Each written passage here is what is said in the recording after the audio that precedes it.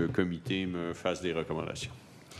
Parfait. Maintenant, pour le programme d'allocation personnalisée, qui est dans le tableau Oui. de la page C20.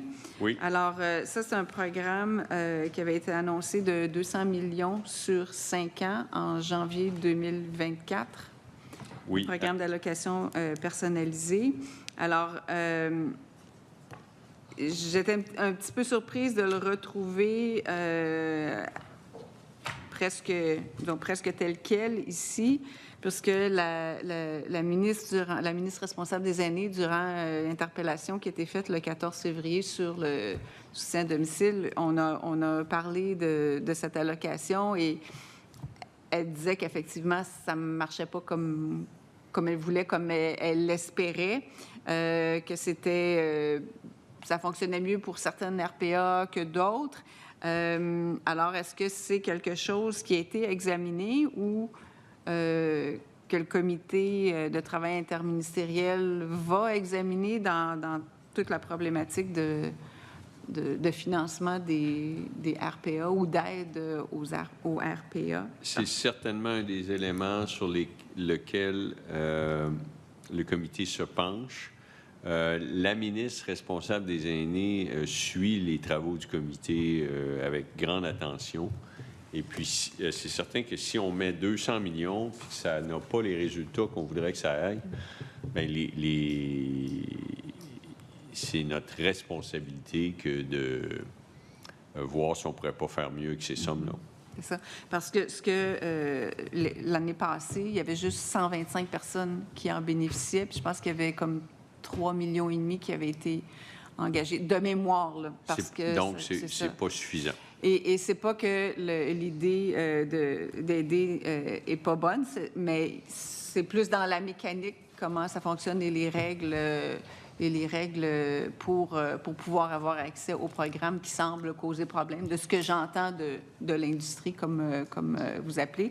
Le besoin est là, mais peut-être que, en tout cas, ça peut sûrement faire partie des travaux du comité pour voir si... Oui, ou peut-être demander à la ministre comment évoluer sa vision de ce programme-là. Nous, souvent, aux finances, on provisionne ce nouveau programme, puis après ça, c'est le Trésor qui le suit avec la santé. Mais c'est certain que les citoyens...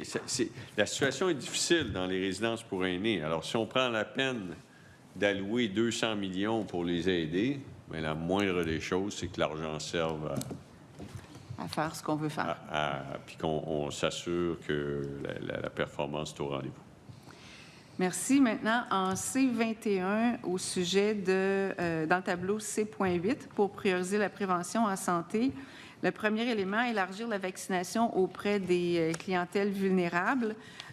Donc, on voit qu'il y a quand même un écart important entre 26-27 et 27-28, parce que bien, déjà 25-26, 26-27, c'est à 71 millions, et ça tombe quand même brutalement à 33,9 millions pour les 3 années suivantes.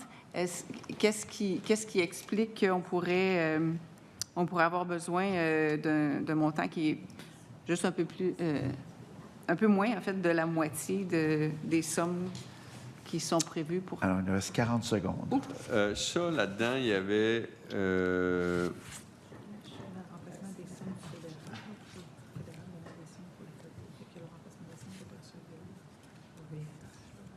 OK. Alors, il y a définitivement le VRS là-dedans, le virus respiratoire syndical.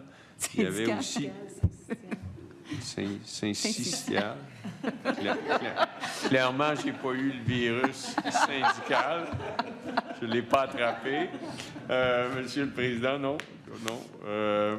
Il y a la vaccination pour le Zona qui a été étendue aussi. Mais là, ce qu'on nous dit, c'est que le fédéral se retire de la vaccination sur le COVID. Très bien. Alors, on va chercher pourquoi on a cette baisse en 27-28.